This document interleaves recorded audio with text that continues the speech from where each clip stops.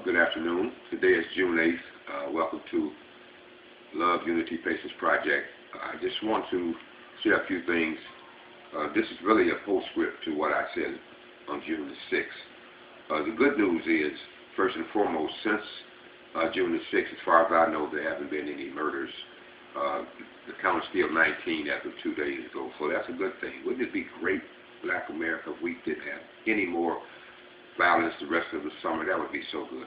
But let's hope and pray that that will come to fruition, and we can have more love, unity, and patience for one another. But quickly, what I wanted to really say is, from what I'm hearing, there's going to be some type of sweep by the police or, whatever authority as far as picking up. They say they're going to just round up gang members. So I want to make it clear to everyone. Personally, I don't think that's the answer. They need some understanding and love, and there, for lack of knowledge, my people perish. And a lot of people are feeling quite angry, because I talk to people each and every day, and some people say they should round them all up and just throw away the key. But please remember, these are our children that are just misguided, don't have any idea what they're doing. So my point is, remember, rounding them up, if that's what they think is going to work, fine. But if you do that without education, it means nothing. My point being, if you round up all the gangbangers, as they say, and put them in jail, before you get there good, here come another group to take their place. You've seen these children as young as 7, 8, 9, 10 already cursing, throwing up gang signs. So my point being, it's not putting them, wrapping up gang members is not going to solve anything. You must educate and tell people why they act the way they do. So I just want to make that very clear to Black America. You have to educate and bring love to the table. So if you don't tell these kids why they act this way, what good is rounding them up going to do? We're trying to move forward and progress and, bring more love to the table, whatever the problem may be. So if you just round them up and just throw them in jail and say, well, that's the answer, no, it's not. Because, again, deja vu. Haven't we done this before, Black people?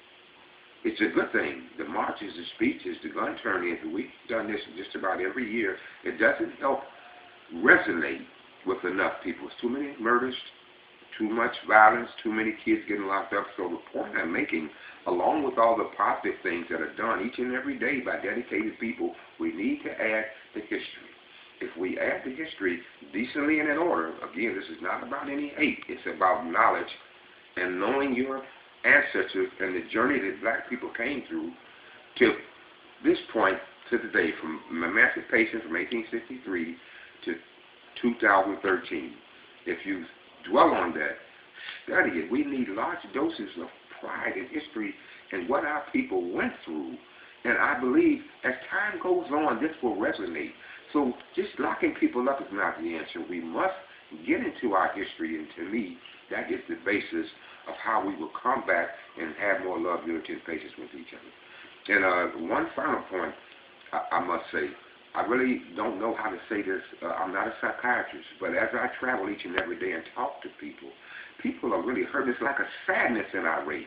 And they're so caught up in the way we don't treat each other well, the disrespect we have for one another. And I was talking to a brother yesterday, and he said to me, "It's over with, man. You're not going to bring no more love. These niggas ain't going to never love one another."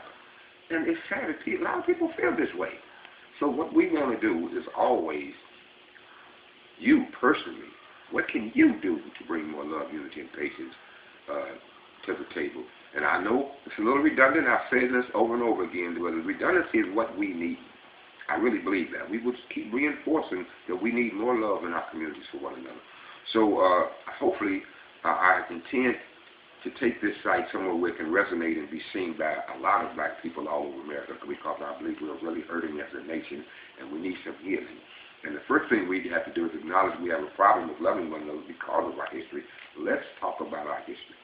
So to reiterate the very important point I want to make, regardless of what happens as far as solutions to rounding up gang members or whatever, if they think that's the solution, it's not. But if they do this, please keep in mind, Black America, they must bring some love to the table and some knowledge and tell these kids what makes them act this way.